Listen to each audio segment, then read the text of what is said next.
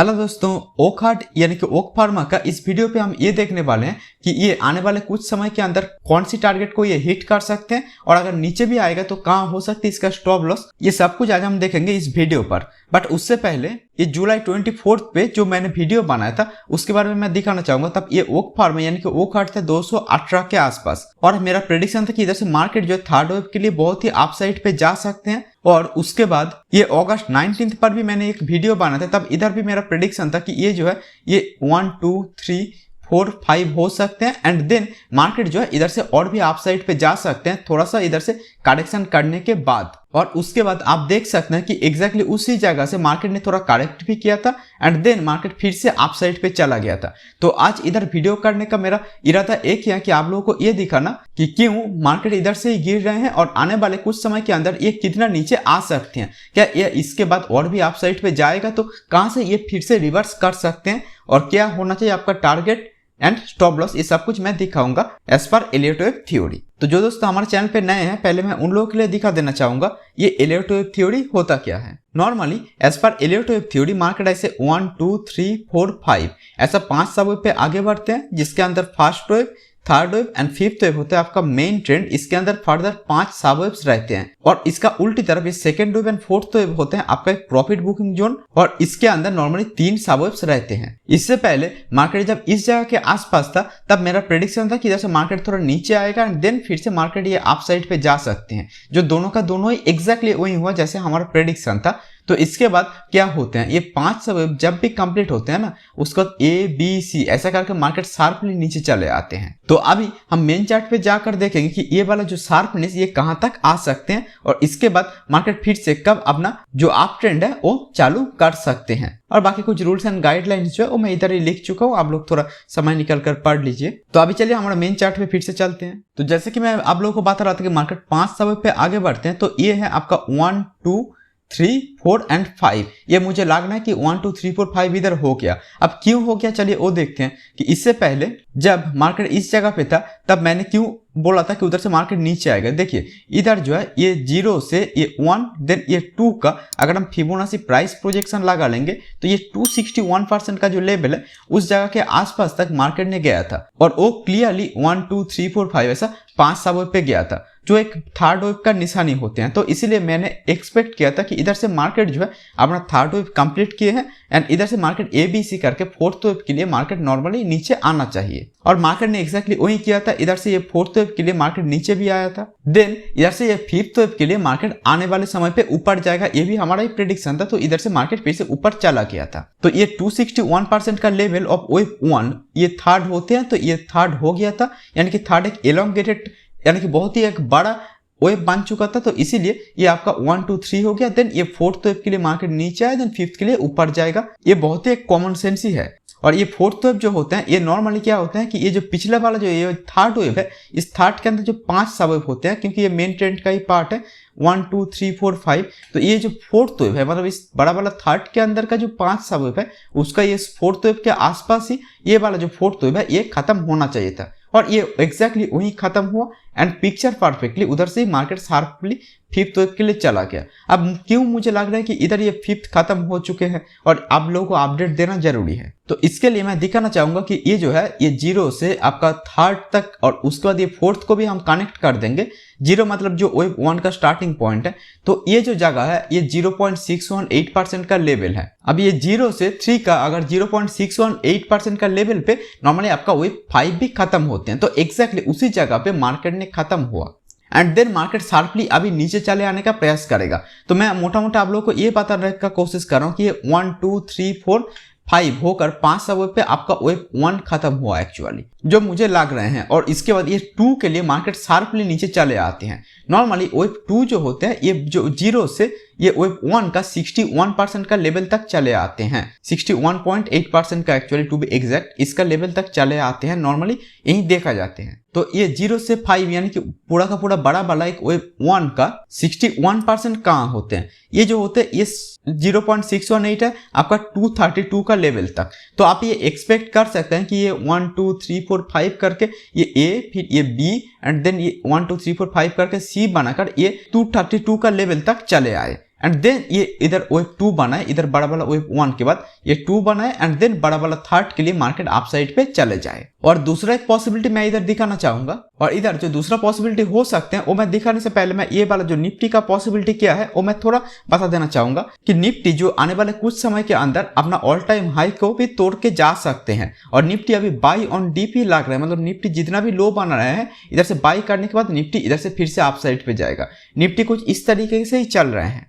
तो इसीलिए अगर ओवरऑल मार्केट बहुत ही बुल साइड पे चलेगा या फिर बुलिश जाएगा तो ये तब ओकहार्ट यानी कि ओक फार्मा का जो शेयर होगा ये इतना शार्पली शायद नीचे नहीं आएगा। ये नॉर्मली आना चाहिए 61% का लेवल तक, बट ये तब क्या करेगा, ये 38.2% का जो लेवल है जो 250 के आसपास है इसके आसपास तक आकर ही रुक जाएगा। इसके लिए मार्केट पे ये ए 3 साबों पे बनेगा, बी ऐसा 3 साबों पे जाएगा एंड देन सी के लिए ये 5 साबों पे ऐसा चले आएगा, ये ए से थोड़ा सा नीचे ही आएगा, आकर खत्म होते हैं। तो ये जो है ये आपका हो जाएगा 38.2% का लेवल तक आपका हो जाएगा वेव 2। ये अगर आपका वेव 1 है, ओबियसली ये इतना कम समय पे नहीं बनेगा, ये थोड़ा ज़्यादा समय ले सकते हैं। जैसे कि इधर से ये सी शायद इतना दूर पे बनेगा, बट नॉर्मली मोटा मोटा मेरा आइडिया ये है कि ये जो है आपका वेव 1 है, तो ये वेव 2 जो है ये नॉर्मली 61% तक आते हैं, बट ये 38.2% का फिबोनाची जो लेवल है जो 251 के आसपास है इधर तक भी ये आकर इसका टारगेट खत्म हो सकते हैं। तो अब बात यह है कि आपको कैसे पता लगेगा कि इसके बाद मैं वीडियो अपडेट करूं या ना करूं कि ये एग्जैक्टली इधर ही खत्म होगा या फिर इसके बाद इस जगह तक भी ये आ सकते हैं। तो देखिए मार्केट अगर इतना नीचे आना चाहेगा तो मार्केट पे ये जो ए की बात बोल रहा हूँ इस ए पे नॉर्मली 5 सबवेव होना पड़ेगा, 1 2 3 4 5, तब जाकर बी के लिए अपसाइड जाएगा, देन ये सी के लिए इतना नीचे आ सकते हैं, जो एक शार्प पैटर्न यानी कि एक जिगजैग पैटर्न बोला जाते हैं। और मार्केट पे ये जो ए वेव यानी कि ये जो अभी का जो ये फॉल मार्केट दिखा रहा है एग्जैक्टली मैं इस पर्टिकुलर जो फॉल हो रहा है इसकी बात कर रहा हूँ। इधर अगर 3 वेव पे मार्केट खत्म हो गया इंस्टेड ऑफ 5 वेव, तो तब मार्केट क्या करेगा, थोड़ा अपसाइड पे जाएगा एंड देन शार्पली ऐसा नीचे आएगा। तो ये 250 का जो लेवल है इसके आसपास ही खत्म हो सकते हैं। तो अभी चलिए देखते हैं कि इस पे अभी कितना वेव हुआ है। इस पे अभी तक जो मुझे दिख रहा है कि ये 1 2 3 ये 3 सा वेव हुआ है। तो ये अगर इस जगह पर ये रुक जाए और इधर से मार्केट थोड़ा ऐसा अपसाइड पे निफ्टी के साथ साथ ये ऊपर जाने का प्रयास करेगा तो ये आपका ए होगा, ये हो जाएगा आपका बी, और ये बी वेव ए का जो स्टार्टिंग पॉइंट होते हैं जो अभी का हाई है इस वेव 5th का हाई है उधर तक ये बी चले जाएगा उसके आसपास तक एंड देन मार्केट ये सी वेव के लिए इस जगह तक आने का प्रयास करेगा। तो ये एक पॉसिबिलिटी होगा।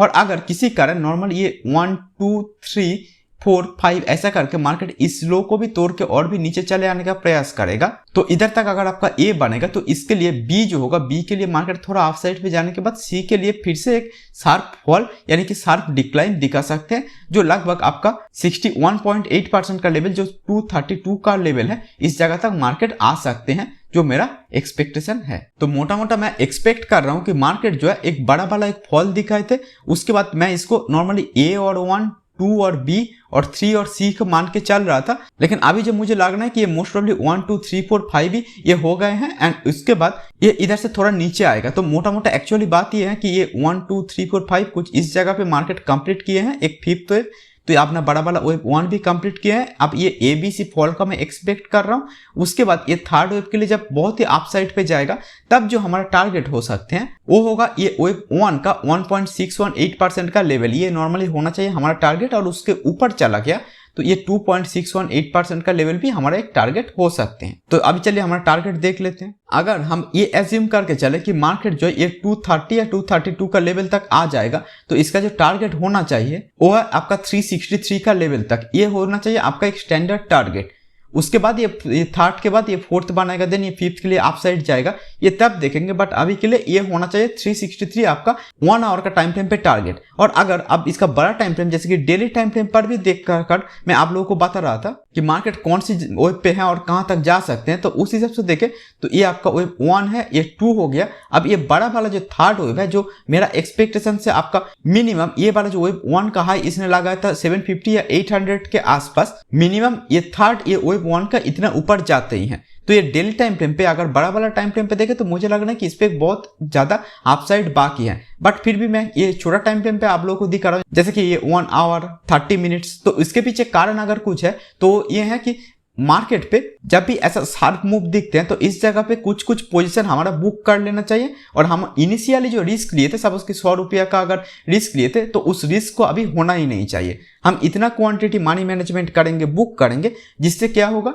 उससे ये होगा कि जब मार्केट 218 के आसपास थे तब मैंने ये वीडियो बनाया था पहला, तो उधर से अगर 280 पे चला गया तो इधर हम इतना क्वांटिटी बुक कर लिए जिससे हमारा ये इनिशियल रिस्क बिल्कुल भी ना रहा। तो इसके बाद ये वो कट चाहे अगर हमारा नीचे जाकर स्टॉप लॉस भी हिट करवा दे तब भी हमारा रिस्क कुछ नहीं होगा। और एक प्रो ट्रेडर का निशान ही ये होता है कि वो मनी मैनेजमेंट, ट्रेड मैनेजमेंट करे। तो इधर से थोड़ा थोड़ा करके मैं बुक करना चाहूंगा एंड देन मार्केट जब ये नीचे आएगा तब फिर से इधर री एंट्री लेने का कोशिश करूंगा with this much of stop loss. Okay, इससे क्या होगा कि इधर से इधर तक जो मेरा प्रॉफिट हुआ है उसका बस 1/4 या 1/3 मैं इस पे फिर से रिस्क लेना चाहूंगा। इससे किसी कारण मार्केट अगर इधर से शार्पली नीचे भी चले आए और हमारा ये काउंट गलत हो गया तब भी मैं छोटा मोटा ही सही लेकिन प्रॉफिट में रहूंगा। लेकिन बड़ा टाइम फ्रेम पे हमारा 800 और छोटा टाइम फ्रेम पे यानी कि 1 आवर या 2 आवर का टाइम फ्रेम पे ये जो 363 का लेवल है ये हमारा नेक्स्ट टारगेट हो सकते हैं। तो उम्मीद करूंगा कि आप लोगों को हमारे ये वीडियो बहुत ही पसंद आए होंगे। और अगर आप लोग हो सके तो हमारे ये निफ्टी का जो एनालिसिस है वो भी पार्ट डे फॉलो कीजिए और हमारा चैनल को सब्सक्राइब करके रखिए, क्योंकि पार्ट डे में इधर निफ्टी और बैंक निफ्टी और उसके साथ साथ जो दूसरा स्टॉक्स कहाँ जा सकते हैं, दूसरा इंडेक्स का भी मैं वीडियो अपलोड करता हूँ। और इससे पहले ये ओखाट पे जब इस जगह के आसपास मार्केट था तब इधर से मार्केट ये 280 या 250 के आसपास तक चले जाएगा, ये भी हमारा एक प्रेडिक्शन था। और उस प्रेडिक्शन के बाद मार्केट एग्जैक्टली उधर एक बॉटम बना था बट उससे भी नीचे चला गया था। और मैं अपनी तरफ से जितना हो सके मैं अपडेट कर देने का कोशिश कर रहा हूँ। और ये सब कुछ है सिर्फ और सिर्फ एजुकेशनल पर्पस के लिए, ये ना ही ये कोई ट्रेडिंग रिकमेंडेशन है, ना ही मैं आप लोगों को कुछ बाय और सेल करने का एडवाइस दे रहा हूँ। तो अभी के लिए इतना ही। Thank you and good bye.